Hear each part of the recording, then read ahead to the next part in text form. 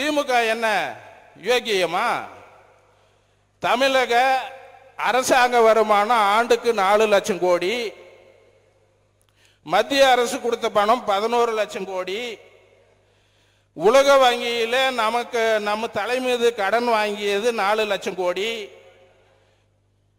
மீதம் மொத்தம் மொத்தம் இப்ப 4 ஆண்டுகளுக்கு 16 லட்சம் கோடி, மொத்தம் 31 லட்சம் கோடி தமிழக அரசு கையாண்டு இருக்கிறது.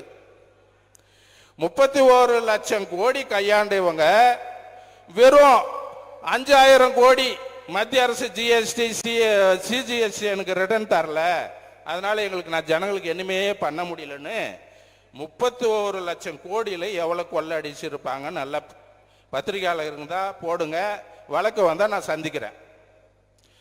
இது பார்க்கணும்.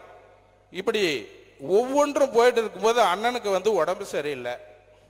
ஏன்னா நான் பேசணும்னா நிறைய பேசணும்னு வந்தேன். அவருக்கு உடம்பு சரியில்லாதனால எனக்கு ரொம்பவே எனக்கு பேசணும், என்ன பேசணுன்றதே மறந்துட்டேன். ஏன்னா அந்த ஒரு சூழ்நிலைக்கு நான் தள்ளப்பட்டேன் இன்னைக்கு.